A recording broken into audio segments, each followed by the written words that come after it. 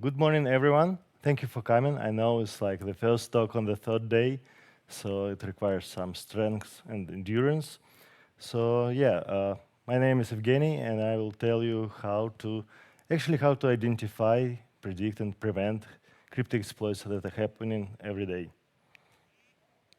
So yeah, I've joined security in Web3 like 6 years ago, and I was mostly doing audits all this time, but I also participated in security tool development and some other fun stuff. And 3 years ago, we formed Pessimistic. It's a smart contract auditing company, mostly. And we also do some other stuff. For example, we do research mainly on how to integrate with popular protocols and do it safely and securely. And we also work on security tools. And Slytherin and Spotter are like couple projects to name. Okay, and because I work in this field, I know pretty well that the problem won't go away. For example, the last year, about $4 billion was stolen, and like the number of hacks is growing rapidly. So it's obvious that audits won't be enough because we cannot scale at the same rate due to manual nature of the work and due to lack of talent in the field. Yeah, so we need something scalable, something we can apply to every contract on every chain. And let's look at Web 2 for inspiration. There we have lots of different tools and like all these shiny pieces, like there. And luckily there are enough people who know what it means and how to utilize it, so companies can secure their products. And that's something we lack here in Web3. And actually we don't have much right now, and that's definitely not enough. And for any protocol out there, like you can do lots of stuff to help your security. And on this slide, I just showing something you could do before the deployment, where there are no money at risk and everything is somewhat simpler for you. So yeah, you can start with having documentation. It's very good to understand what you're actually building and to be able to communicate it to your team and maybe other guys around you. For example, to auditors, they really appreciate this sort of stuff. And being able to check your code and see if this particular change breaks anything is also great. But like these steps, they require your attention and effort, and they don't scale well. However, static code analysis is sort of doing pretty well right now, and you could use it to improve security of your code base.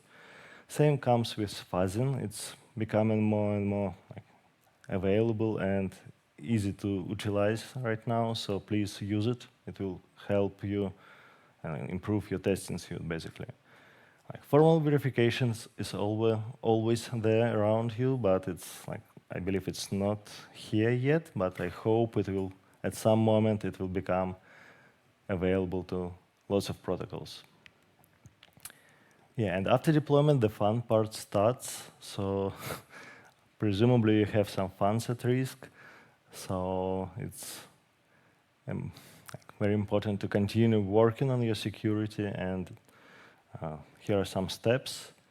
Essentially, most of them include and require some effort from humans and usually experts, so they don't scale either. However, insurance, I expect that in a couple years it will become a norm, and it should scale pretty well. And monitoring, lots of monitoring for all protocols. So yeah, recently we have several teams that started working on hack prevention tools, and these projects are in different stages of development. Some of them are already sort of in production, and you might have heard about them. Maybe you have tried some of them, but the good question is why now, or maybe why you can even predict and prevent a hack. So my opinion is that recently we finally have enough hacks to see some patterns there and try to detect them using this knowledge. It is something that wasn't available like 3 years ago, 2 years ago, and it's sort of becoming enough right now. And the research shows that most hacks happen in several steps. Common phases are finding, preparation, actual hack, the exploit, and money laundering. And if we can detect the whole attack, earlier steps of the sequence and intervene, then we can save someone's money. Ideally, the hack doesn't happen at all, but if we can, for example, find the hacker and prevent money laundering and return the funds, that's good enough for me. And we can look at Euler hack, which happened recently. So the hacker first used Mixer and withdraw some Ether to a fresh account and used this Ether to deploy a smart contract, the attacking smart contract. And only several minutes later, they actually executed the hack.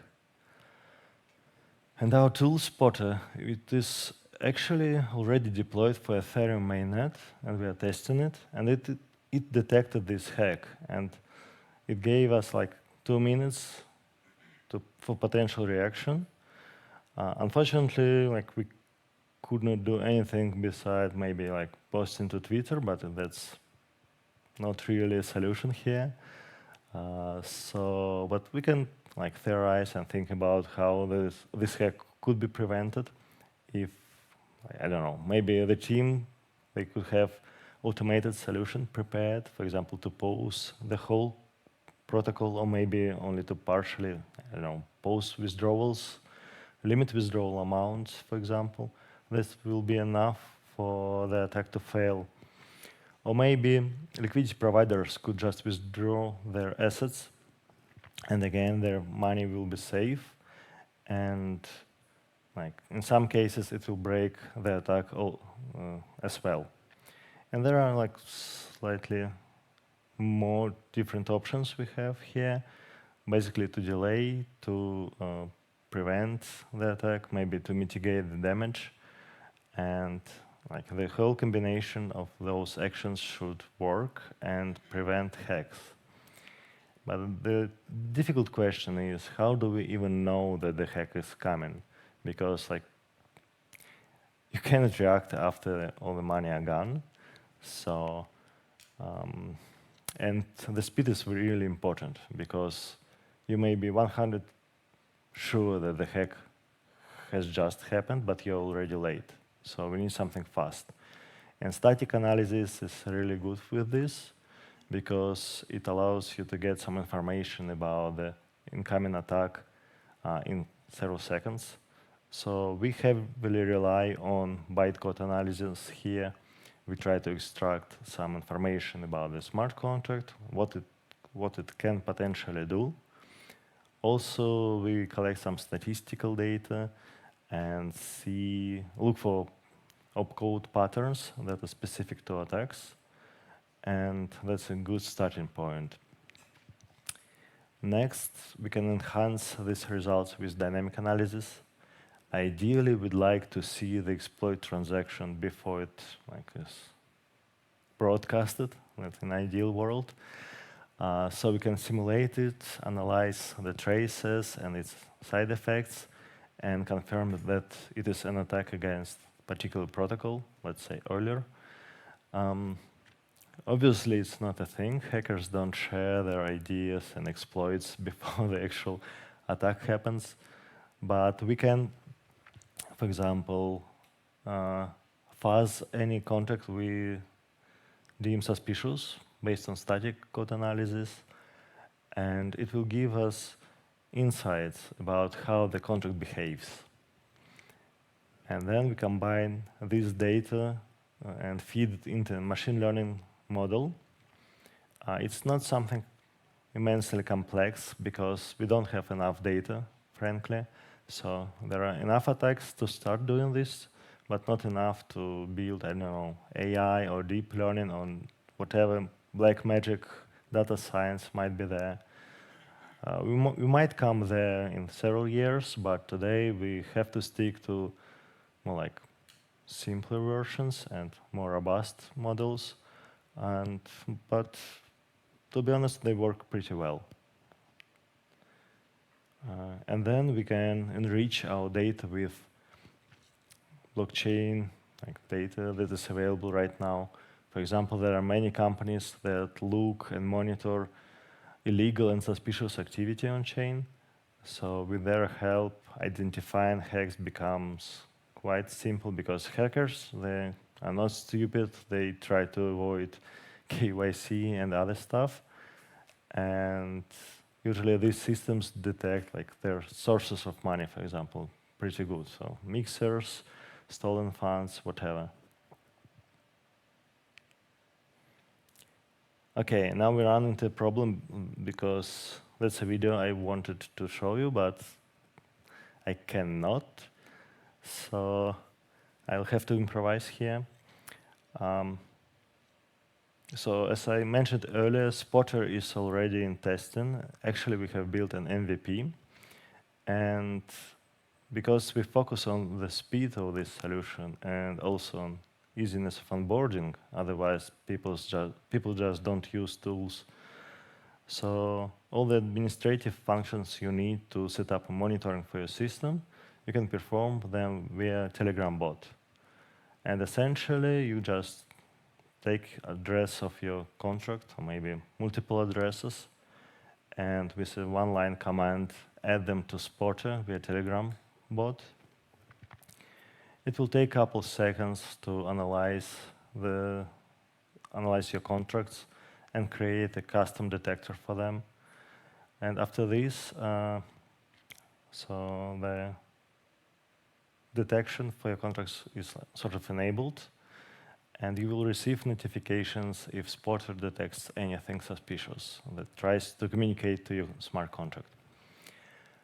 And like we've run a bunch of tests, and like if you deploy something that interacts with you and seems suspicious, like I don't know, maybe funds come from wrong place, maybe it utilizes flash loans, it's probably some complex money ledger stuff there. So Spotter detects this malicious activity with high risk, and it will inform you immediately. And the analysis takes like usually 2 to 5 seconds, depending on the bytecode size. And because Spotter looks at the mempool, actually 90% of smart contracts, we finish analyzing it before the smart contract is even deployed. So it works pretty fast and gives you some time to react. Yeah, that should be a video. Sorry for this. As I said, MVP is already available, and there are several teams that are testing it now. We'd love you to join this community and give us feedback and your suggestions. We are open to everything, and we want to build and improve, so all inputs are very welcome. Besides, for individuals, we plan to release a DApp version of Spotter, so you can protect your assets in various protocols. Just basically, we'll withdraw money back to your account if we see any potential risks for this protocol. Yeah, so thank you for listening. You can contact me with a bunch of methods. Telegram is the best one. I'm the most responsive there. Or you can just subscribe to our Twitter and look for updates, or go to the website and sign up for the testing program there. And thank you for your attention. I know it's like the first talk of the day, so I'm glad you came here, and I'm glad to answer your questions.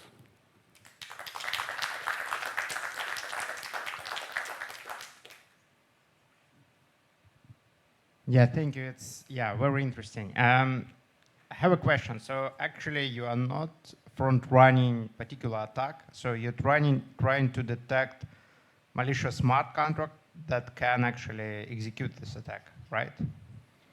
Yeah, Spotter focus on detection right now. Like front running per se is not like a solution here, because if you react to the hack that is already like running, you're trying to work from behind, and it's really difficult and won't be like reliable. So if we solve the detection part well enough, you will have a short but like long enough window of opportunity for any automated reaction you want. And you won't be sort of front running, you'll be just like sending a transaction with probably high fees, but it's like not a race, you're ahead of the hacker, you just shouldn't be sloppy there. And Spotter provides enough time for automated reaction. Obviously, you cannot like assemble your team, go to multisig, maybe create a DAO proposal. Yeah, but you can inspect like 15 seconds at least. And for many attacks, it's more like a couple minutes. And in rare cases, it might be hours, which is quite strange to me. Yeah, but what's like direct action after you detected something like wrong, I don't know, deployed? So you don't likely have a lot of time to analyze this code and like to understand the attack. Indeed. So what's happening next? So with like our approach, you will just set up everything via Telegram bot, and then subscribe to our API and WebSocket, and you will receive sort of alert if we detect anything. And like we assume that the simplest solution here is just to use OpenZeppelin Defender for actually sending a transaction. But in this case, you should be prepared because like if you're Uniswap, you don't have any pause or whatever. So it requires some steps from smart contract development team to adapt for these solutions.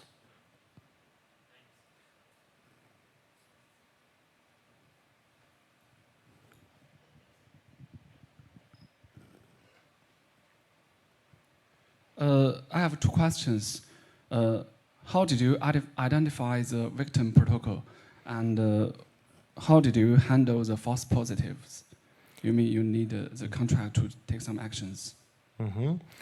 So identifying the victim, the potential victim. That's a pretty good question. Essentially, we can detect integrations between contracts. For example, like the simplest example would be just an address hard-coded within the smart contract or within its storage. That's a pretty damn good like clue here, and other stuff. And yeah, for example, one contract includes external call, another implements this function.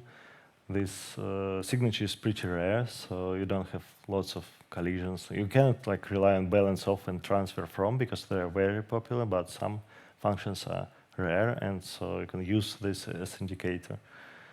And ideally, you confirm with dynamic analysis.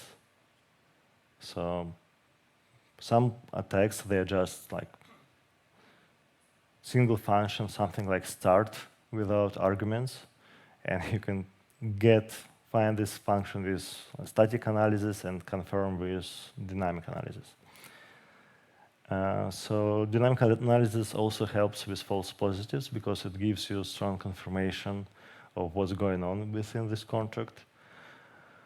Otherwise, like you have to balance, like false positives versus false negatives. And for example, if you're a new protocol, like any integration with you is probably an attack. And if you're something like Avia, then you should be very strict because you don't want to pause like unnecessarily. But on the other side, like if you're a large protocol, you have enough resources to make intelligent decisions based on available information.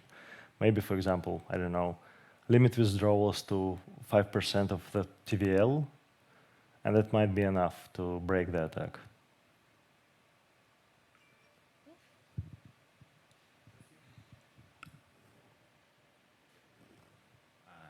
Thank you for your efforts of defending Web3. Actually, the question is about how generic can be this approach, because, say, the contract just executed as it is, so it cannot be hacked because it just bytecode that executes. So the contract itself just a claim what should be done, right? So it's like correct in all cases. It cannot be incorrect because it just deployed. Yes. And if so, then like how can you differentiate hack versus not hack, say, in generic way? Of course, I can write some invariants that must be preserved for my smart contract, but how that will be different from contract itself? Because invariance is the contract itself, right? So it must be the same. So it comes back to the question, like, what is the hack, and can it be generalized? Like, can you find the hacks without like contacting the protocol developers, for example? Mm-hmm. Yeah, there are like multiple classes of attacks and with different behavior. For example, some economical attacks, they're pretty slow usually and may take like minutes or days and slowly drain funds. And like our solution doesn't work against these kind of things. And because we focus on these large sort of single transaction events, which just drain your protocol completely. Yeah, and for this like category, the general description is something, for example, like a transaction that eventually withdraws like most of TVL from the smart contract, and like the cash flow of this transaction like is one-sided. So it's not like a person is burning LP tokens and getting underlying tokens. It's more like do some money Lego magic and then receive everything. That's more like for why it cannot be like embedded in the contract itself? Like why the contract cannot defend itself by invariance, like internally? Because you're trying to look over smart contract like some umbrella and supervising it, and it's like another smart contract over the smart contract. Looks like the contract over the contract. Like your like rules that you apply to this. Like, are you talking about sort of on-chain protection built into the protocol itself? Mm-hmm. Okay, yeah. For some reason, I haven't seen it once in 6 years of doing audits.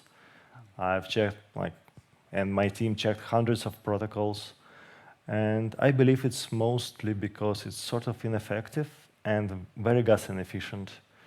And currently the narrative wasn't just going this way. So, and it also requires extra code, which delays your release schedule and creates additional attack surface. What if you did this wrong? Yeah, and if you didn't account for some edge cases, like reasonable edge cases, you'll just break user experience at best and integrations at worst. For example, I don't know, you prohibit withdrawals larger than 30% of your TVL. Yeah. And then some strategy comes that deploys puts lots of money into your contract, and then it's stuck. So I don't know, people don't do it. That's the shortest answer. Okay, thank you.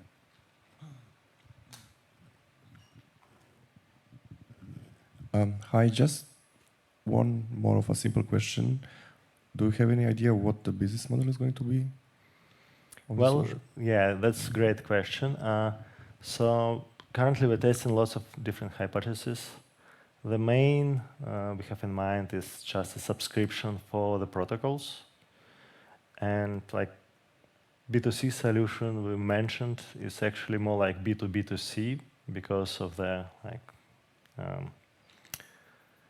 incentives that are there. So yeah, that's the main case.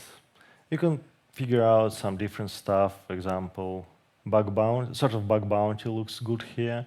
So the team or an individual only pays if we prevent a hack, and we can prove that there was a hack. Or fun stuff, you could try to short the protocol, but if you know that it is going to be hacked, we sort of did research on this, and like actually it doesn't work because you cannot short no-name protocols, and they are the ones that are the most probably to be hacked. But it's like sort of combination of all different various methods.